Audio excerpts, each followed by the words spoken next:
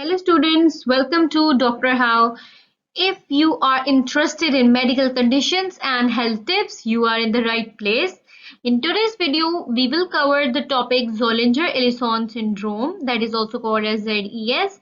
We will explore what is ZES, its definition. We will cover the etiology, that is causes of Zollinger-Ellison syndrome. We will discuss about pathophysiology of Zollinger-Ellison syndrome. We will discuss about sign and symptoms, risk factors, diagnostic test, and the treatment options for this disease. And we will also cover about the prognosis and the complications that are caused by Zollinger-Ellison syndrome. So, in today's lecture, I will discuss each and everything related to Zollinger-Ellison syndrome, how this condition affects the digestive system, whether you are a medical student or a healthcare professional or just curious. Stay tuned. Make sure to hit the like button if you find this video helpful and don't forget to subscribe for more in-depth medical content. Let's get started. So, the first topic that we are going to cover is what is Zollinger-Ellison syndrome. The Zollinger-Ellison syndrome comes with the two words. The one is Zollinger and the other one is Ellison. Okay, so what comes in your mind when you see these two words? The one is Zollinger and the other one is Ellison. So basically, students, these two were the scientists. These were the professors almost 40 years ago. Two professors, the one is Zollinger and the other one is Ellison. So these two professors cured the disease in a woman. मतलब ये कि ये जो दो लफ्ज disease में हमें दिखते हैं, जोलिंजर एंड एलिसोन एंड द सिंड्रोम, तो जोलिंजर एंड एलिसोन ये बेसिकली कोई अलग लफ्ज नहीं है. These two are the scientist, these are the professor, German professor, जिन्होंने एक वुमेन के अंदर इस डिजीज को डिस्कवर किया और फिर डिस्कवर करने के बाद इस डिजीज के ऊपर स्टडी की और इसका ट्रीटमेंट प्लान और सर्जरी, जितनी भी इसका ट्रीटमेंट ऑप्शंस आउटकम्स थे, इन दोनों साइंटिस्ट ने जो है वो निकाला और उस वुमेन का ट्रीटमेंट इन दोनों ने किया और इसके लिए इनको अवार्ड भी मिला. तो ये दोनों जो है वो साइंटिस्ट थे जिन्होंने ज़ोलिंजर-एलिसन सिंड्रोम डिस्कवर किया था. तो इन्हीं के नाम पर फिर आगे जाकर इस डिजीज का नाम रख दिया गया, that is called as Zollinger Ellison syndrome. So this is the history about Zollinger-Ellison syndrome. Now moving toward other names for Zollinger-Ellison syndrome. अक्सर जो हम लोगों के एग्जाम्स होते हैं, क्विजेज होते हैं, उनके अंदर एक क्वेश्चन आता है कि like what is ZES. Now अब हमें नहीं पता होता कि ZES क्या है, तो ZES से भी इसको जो है वो डिनोट किया जाता है इस सिंड्रोम को. और इसके एक और नेम भी है, the other name is ZE syndrome. This is also called as ZE syndrome और गैस्ट्रिनोमास भी इनको कहा जाता है. अच्छा, ये भी एक बहुत इंपॉर्टेंट यहाँ पर एक पॉइंट है कि why Zollinger Ellison syndrome is also called as gastrinoma. इसको गैस्ट्रिनोमा इस वजह से कहा जाता है क्योंकि ज़ोलिंजर-एलिसन सिंड्रोम में जो हमारे पास ट्यूमर के सेल्स बन रहे होते हैं वो एक लार्ज अमाउंट में हार्मोन को रिलीज करा रहे होते हैं, गैस्ट्रिन. और गैस्ट्रिन जो होता है बेसिकली इसी लफ्ज से, इसी वर्ड से इसको डिनोट किया गया, मेंशन किया गया, गैस्ट्रिनोमा. That's why this disease is also called as gastrinoma. इसका एक अदर नाम भी है जिसको हम लोग कहते हैं अल्सरोजेनिक ट्यूमर सिंड्रोम भी कहते हैं इसको, और इसको पेनक्रियाटिक अल्सरोजेनिक ट्यूमर सिंड्रोम भी कहते हैं. तो अगर कोई आपके एग्जाम या क्विज में कोई भी क्वेश्चन इससे रिलेटेड आए कि what is ZES, ZE syndrome, gastrinoma, ulcerogenic tumour syndrome, तो आपको कंफ्यूज बिल्कुल भी नहीं होना. तो ये बिल्कुल ज़ोलिंजर-एलिसन सिंड्रोम के ही अदर नेम्स हैं. Now we will move toward the next, that is definition of Zollinger-Ellison syndrome. So Zollinger-Ellison syndrome, it is also called as ZES. It's a rare condition. ये basically एक rare condition है जिसके अंदर एक या एक से ज्यादा ट्यूमर बन जाता है. So Zollinger-Ellison syndrome is a rare condition characterized by the formation of one or more tumor known as gastrinomas, which are found primarily in pancreas and duodenum. तो मतलब ये है कि ये एक रेयर कंडीशन है, सही है, रेयर कंडीशन। अब इसमें क्या होता है कि ट्यूमर्स बन जाते हैं पेनक्रियास के अंदर, एक या एक से ज्यादा, और या तो फिर ड्यूडेनम के अंदर, मतलब कि ड्यूडेनम के अंदर जो है वो ट्यूमर्स बन जाते हैं। पेनक्रियास या ड्यूडेनम के अंदर जो है वो ट्यूमर्स बन जाते हैं। तो इसको ज़ोलिंजर एलिसॉन सिंड्रोम की डेफिनेशन ये हो गई। Now we will move toward the next slide. is How common is Zollinger-Ellison syndrome? Zollinger-Ellison syndrome जो होता है ये बेसिकली हमारे पास एक रेयर डिसऑर्डर होता है। 0.523 out of every 1 million people are diagnosed with Zollinger-Ellison syndrome each year. This means कि अगर 1 मिलियन पीपल्स की पॉपुलेशन है तो उनमें से 0.5 या तो फिर 3 लोगों के अंदर जो है वो 3 पीपल्स के अंदर ज़ोलिंजर एलिसन सिंड्रोम हर साल के अंदर जो है वो ईच ईयर जो है वो डायग्नोज होता है। तो this disease is this rare. Main features of Zollinger Ellison syndrome: these tumors secrete excessive amount of hormone gastrin, as we discussed earlier, leading to increased production of stomach acid. So this is the main feature of this ZES syndrome कि इसमें होता ये है कि जो tumours बनते हैं, ये ट्यूमर जो होता है वो एक हार्मोन होता है जो कि रिलीज होता है स्टमक से। अब इसके लेवल को इंक्रीज करवा देते हैं। जब इसके लेवल इंक्रीज होते हैं तो अल्टीमेटली ये गैस्ट्रिन का काम होता है एसिड की प्रोडक्शन को इंक्रीज करना। तो अल्टीमेटली एसिड की प्रोडक्शन हमारी बॉडी के अंदर इंक्रीज हो जाती है और that result in Zollinger Ellison syndrome. Okay, now we the next slide, that is etiology, causes of Zollinger-Ellison syndrome. In most cases of Zollinger-Ellison syndrome, experts do not know what causes the gastrinoma to form.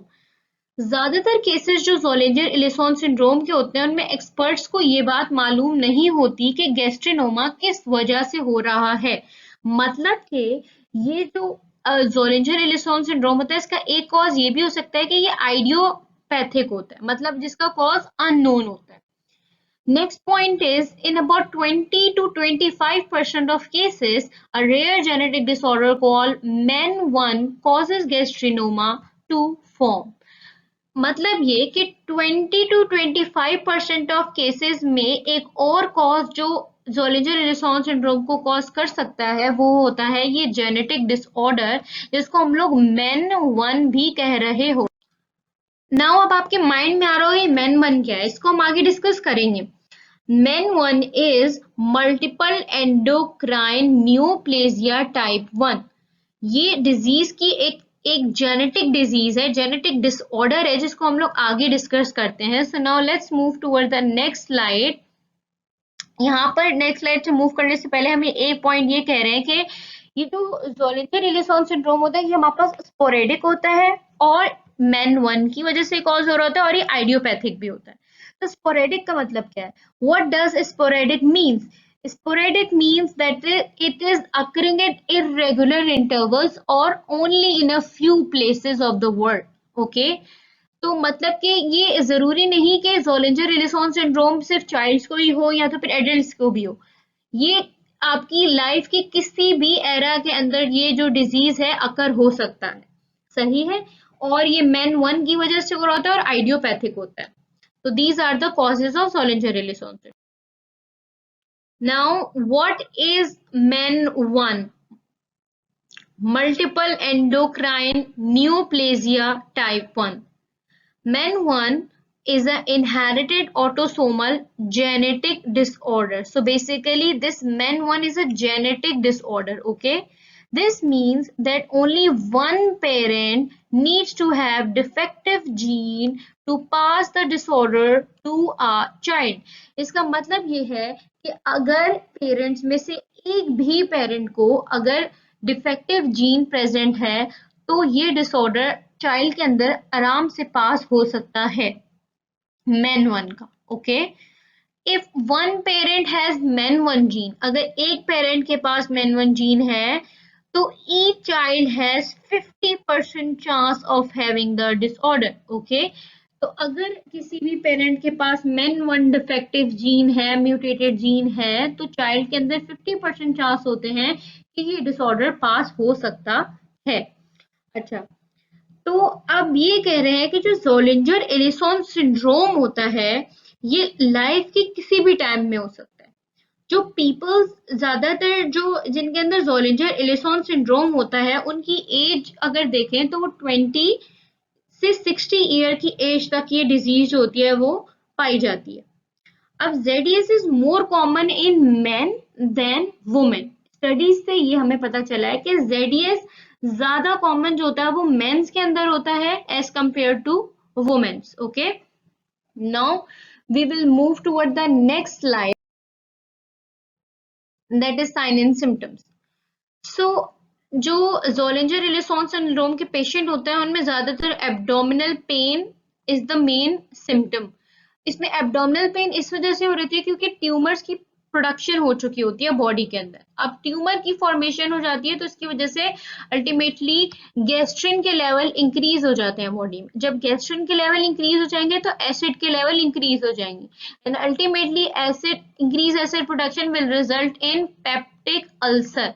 तो peptic ulcer जब होगा patient के अंदर, तो उससे abdominal pain होंगे, diarrhoea होगा, gastro oesophageal reflux disease हो सकती है, और नोजिया एंड वॉमिटिंग होगी, and gastrointestinal bleeding peptic ulcer की वजह से हो जाएगी, एंड लॉस ऑफ एपेटाइट के पेशेंट को भूख नहीं लगेगी, and peritonitis is the inflammation of the peritoneal membrane. Basically peritoneal membrane is the covering that protects our abdomen, तो उसके अंदर जो है वो इन्फ्लेमेशन हो जाएगी if you have ZES। Now we will move toward the next slide, that is also related to the sign and symptoms. Now जिसके अंदर ज़ोलिंजर एलिसॉन सिंड्रोम डिजीज है, उसके अंदर एनीमिया के सिम्टम्स भी आते हैं, ब्रीदिंग प्रॉब्लम्स भी होते हैं, हार्ट बर्न होता है, वेट लॉस होता है, प्रॉब्लम और पेन वाइज स्वॉलिंग, उससे बिल्कुल इजीली खाना नहीं खाया जाता, वो फेंट हो जाता है, वीकनेस होती है, and the main sign and symptom जो कि आपके MCQs और क्विजेस में भी आता है, दैट स्टेटोरिया हो जाता है, मतलब ग्रीसी एंड फैटी स्टूल्स जो है वो पेशेंट के अंदर आना शुरू हो जाती है। Now we'll move to the next slide, that is pathophysiology. So pathophysiology में हम ये डिस्कस करेंगे कि गैस्ट्रिनोमास जो बनते हैं, जो ट्यूमर्स बनते हैं पेनक्रियाज और आपके ड्यूडेनम के अंदर, उसमें क्या होता है कि ट्यूमर जो है वो एक हार्मोन को रिलीज करवा रहे होते हैं, गैस्ट्रिन। अब ये हार्मोन जब ज्यादा ट्यूमर बन गए पेनक्रियाज में, या तो फिर बेसिकली जो हम लोगों ने पढ़ा था ना MEN1, ये हमारे पास MEN1 जो हमारे पास जेनेटिक डिसऑर्डर होते हैं ना, जिन इंडिविजुअल्स के अंदर MEN1 होता है, तो उनके अंदर चांसेस इंक्रीज हो जाते हैं कि उनके अंदर ज़ोलिंजर एलिसॉन सिंड्रोम होगा। तो अल्टीमेटली ये होता है कि ये जो जेनेटिक डिसऑर्डर MEN1 है ना, ये क्या करता है कि जो ट्यूमर्स होते हैं ना, ये ट्यूमर्स बनाता है आपके एंडोक्राइन ग्लैंड्स के अंदर। MEN1 डिजीज जेनेटिक डिसऑर्डर, ये म्यूटेशन होती है बेसिकली आपके जीन्स के अंदर, तो ये क्या करती है आपके एंडोक्राइन ग्लैंड के अंदर ट्यूमर्स बनाना शुरू कर देती है। पर्टिकुलरली पैराथायरॉइड ग्लैंड के अंदर, ये एंडोक्राइन ग्लैंड है पैराथायरॉइड ग्लैंड, पेनक्रियास के अंदर बना देती है ट्यूमर्स, और पिट्यूटरी ग्लैंड के अंदर बना देती है। तो क्या होता है कि जब आपके पैराथायरॉइड ग्लैंड के अंदर ट्यूमर्स बना देगी MEN1 ज़ोलिंजर एलिसॉन सिंड्रोम में, तो क्या होगा कि हाइपर पैराथायरॉइडिज्म हो जाएगी और कैल्शियम के लेवल बढ़ जाएंगे, जिसकी रिजल्ट में kidney stone and bone abnormalities आ जाएंगी। सिमिलरली अगर आपके ड्यूडेनम या पेनक्रियास के अंदर जो है वो ट्यूमर बना रहा है MEN1 डिसऑर्डर, तो उसकी वजह से गैस्ट्रिन की सिक्रीशन, जैसे हम लोग ये गैस्ट्रिनोमास में पढ़े थे, तो गैस्ट्रिन की सिक्रीशन इंक्रीज होगी, एसिड प्रोडक्शन ज्यादा होगी and ultimately peptic ulcer disease हो जाएगी। Now we will move toward the next point. अभी इंक्रीज गैस्ट्रिक एसिड सिक्रीशन क्या करेंगी कि excess gastrin stimulation the stomach's parietal cell to secrete more hydrochloric acid, and ultimately ज्यादा hydrochloric acid release होगा and peptic ulcers हो जाएंगे। High level of stomach acids can cause severe peptic ulcer in the stomach and duodenum. तो जब ज्यादा acid release होगा तो उसकी वजह से पेप्टिक अल्सर जो है वो पेशेंट के अंदर हो जाएंगे। अच्छा, अब एक और जगह होती है जैसे पेनक्रियाज में, सिर्फ पेनक्रियाज में मेन जो होता है वो ट्यूमर्स बनाता है। तो जब पेनक्रियाज की जो सेल्स होते हैं उनके अंदर अब ये मेन वन जो जेनेटिक डिसऑर्डर है, जब ट्यूमर बनाता है तो क्या होता है कि आपकी इंसुलिन की सिक्रीशन जो है वो बढ़ जाती है, जिसकी वजह से आपका जो ब्लड शुगर के लेवल्स हैं वो कम हो जाते हैं और पेशेंट को हाइपोग्लाइसीमिया हो जाता है। So this is all about the pathophysiology of peptic ulcer. Moving toward the next, that is the risk factors. So, while anyone can have Zollinger-Ellison syndrome, the condition is most often diagnosed in people ages 20 to 50 years of age. जैसे हम लोगों ने पहले भी discuss किया था कि ये जो जोलिंजर एलिसन सिंड्रोम होता है ये एक बेसिकली किसी भी एज के अंदर डायग्नोस हो सकता है, पर्टिकुलरली 20 to 50 ईयर ओल्ड के अंदर ये डायग्नोस होता है। Zollinger-Ellison syndrome is slightly more common in men than in women. तो ये ज्यादातर जो होता है वो मेंस के अंदर जो है वो कॉमन होता है as compare to womens. Now we next slide, that is diagnosis.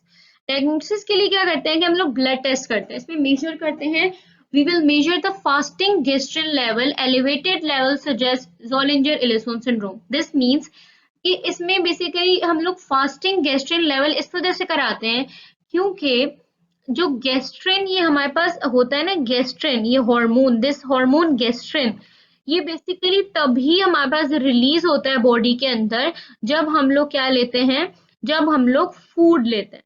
तो ये गैस्ट्रिन के लेवल तभी हमारे बॉडी में हार्मोन रिलीज होता है जब हम फूड लेते हैं। अब जब हम लोग फास्टिंग कराकर पेशेंट को इस गैस्ट्रिन के लेवल्स को चेक कर रहे हैं तो होना ये चाहिए कि अगर नॉर्मल पेशेंट है तो उसने फूड नहीं लिया तो उसके अंदर गैस्ट्रिन रिलीज नहीं होगा और टेस्ट में गैस्ट्रिन के लेवल कम आएंगे। मगर अगर एक पेशेंट है जिसको जोलिंजर एलिसन सिंड्रोम है और उसको हम लोगों ने फास्टिंग टेस्ट कराया, मतलब उसने खाना नहीं खाया, तो होना तो ये चाहिए कि उसका जो क्या कहते हैं, अगर वो नॉर्मल है तो होना ये चाहिए कि पेशेंट के अंदर जो है वो गैस्ट्रिन के लेवल जो है वो कम आए, मगर क्योंकि उसके अंदर ट्यूमर्स हैं और वो ट्यूमर जो है वो किसके लेवल, गैस्ट्रिन के लेवल को इंक्रीज कर रहे हैं, गैस्ट्रिन को रिलीज करा रहे हैं, तो अल्टीमेटली हम लोग जब टेस्ट कराएंगे तो उसके अंदर गैस्ट्रिन के लेवल इंक्रीज आ जाएंगे जो कि शो करेगा कि जोलिंजर एलिसन सिंड्रोम पेशेंट के अंदर प्रेजेंट है। So this is all about blood test. The other test is secretin stimulation test, help to confirm the diagnosis by measuring gastrin level after secreting injection. Basically इसमें secretin के injection लगाए जाते हैं और gastrin के level को major किया जाता है और इससे भी पता लगा सकते हैं हम लोग कि जोलिंजर-एलिसन सिंड्रोम प्रेजेंट है या नहीं है। Imaging studies, MRI, CT scan and endoscopic ultrasound to locate the gastrinoma.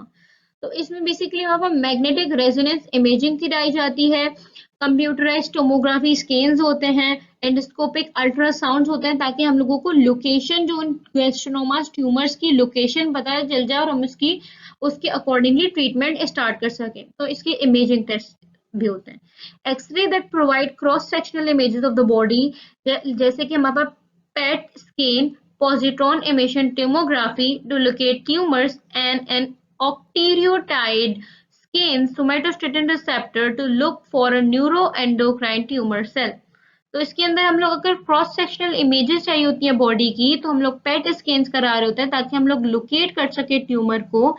Now what is octreotide scan? तो basically it's a test scan that is used to detect the neuroendocrine tumors। तो neuroendocrine tumors को locate करने के लिए हम ये ऑक्टीरियोटाइड scan को करते हैं जब हमें जोलिंजर एलिसन सिंड्रोम को डिटेक्ट करना होता है।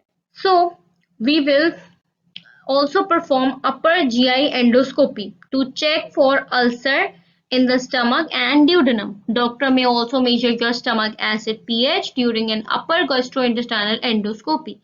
तो डॉक्टर को एंडोस्कोपी इस वजह से करवानी होती है क्योंकि वो चेक कर सके कि इंडिविजुअल जो पेशेंट है उसकी स्टमक और ड्यूडेनम के अंदर अल्सर्स तो नहीं हो गए, तो उन अल्सर्स को लोकेट करने के लिए अपर गैस्ट्रो इंटेस्टाइनल एंडोस्कोपी परफॉर्म की जाती है। The other diagnostic test is ERCP, that stands for endoscopic retrograde cholangiopancreatography, ERCP।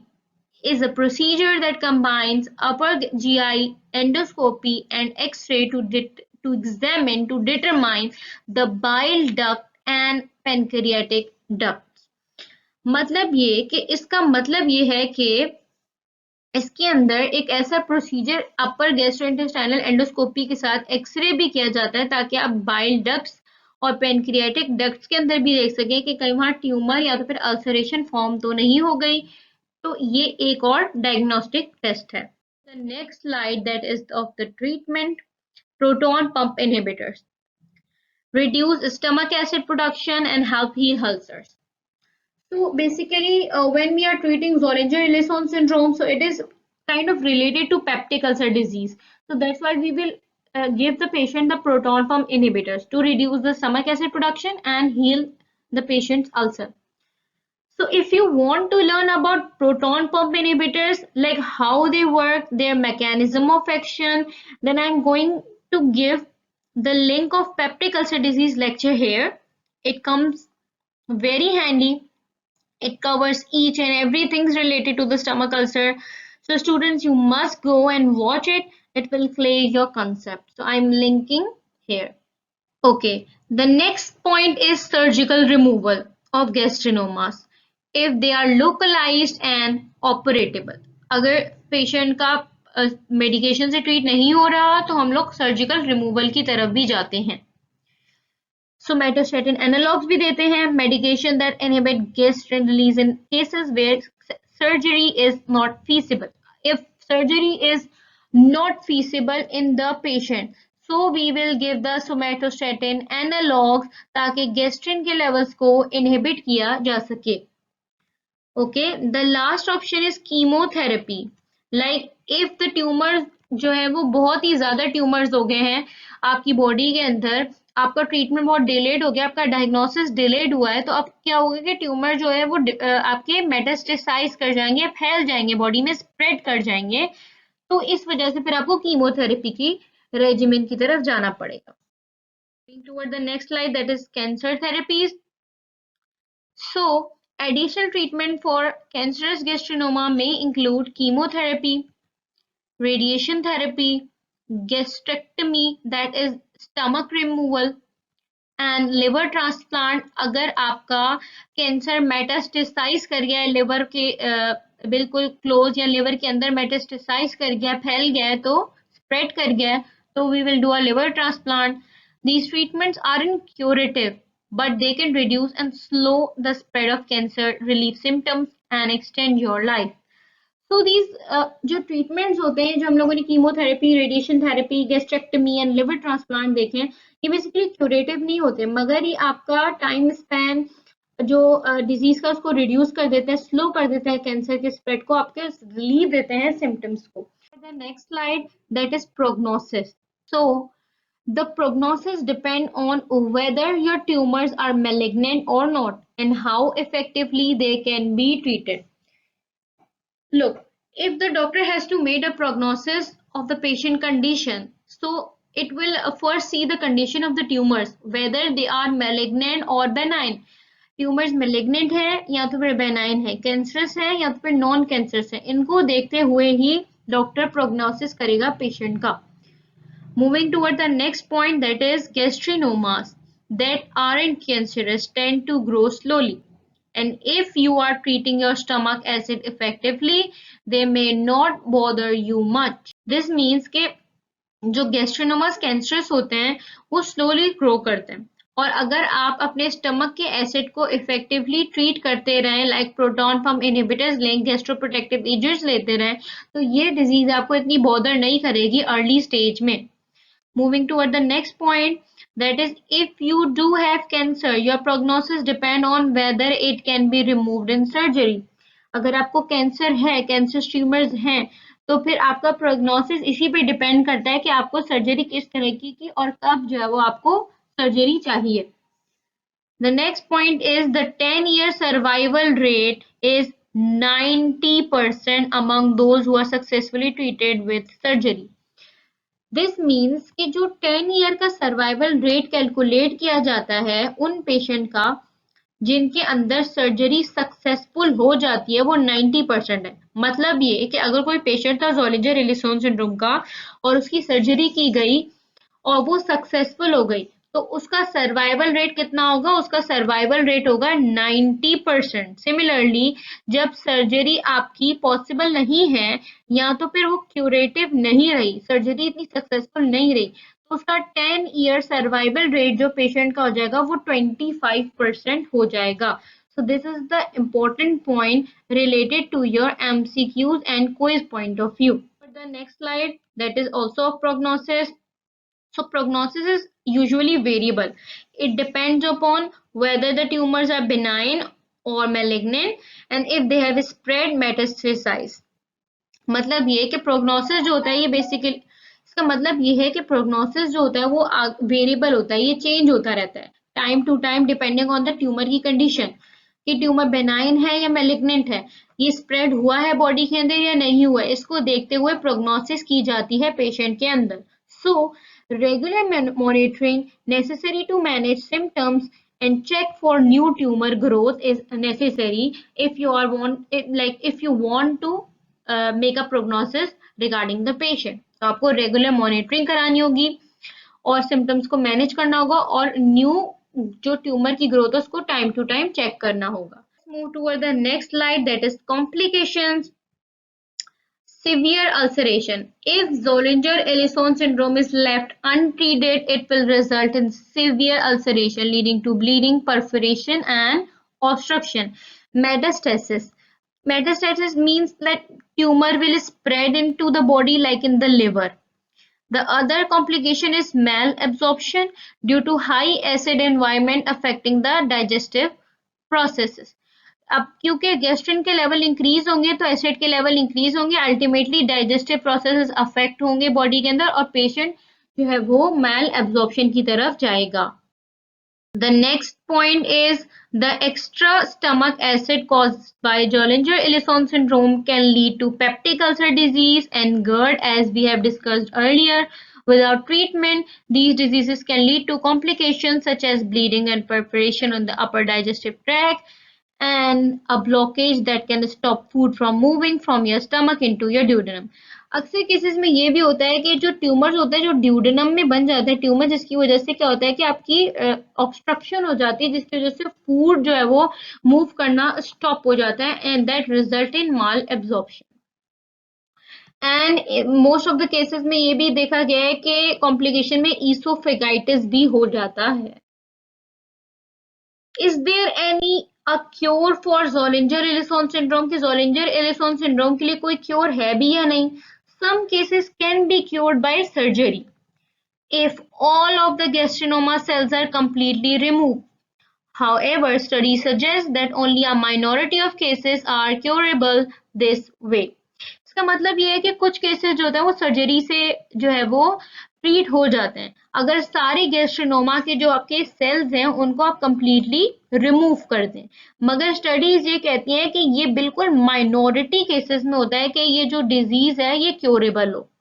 Even when the tumors are successfully removed, you may continue to need take medication for stomach acid. अब आपके ये ज़ोलिंजर-एलिसन syndrome जिसमें tumour से आपकी treat हो भी गया JDS, मगर उसके बावजूद आपको जो है वो कंटिन्यू करनी है अपनी मेडिकेशन जो स्टमक एसिड को कंट्रोल करती रहेंगी। We'll move toward the conclusion, that is awareness and early diagnosis important for managing ZDS effectively. So आपको अवेयरनेस एंड अर्ली डायग्नोसिस जो है वो बहुत इंपॉर्टेंट है इस डिजीज के अंदर। अगर आपको लाइफ एक्सपेक्टेंसी अपनी इंक्रीज करवानी है तो इसके लिए आपको अवेयरनेस और early diagnosis is the most important.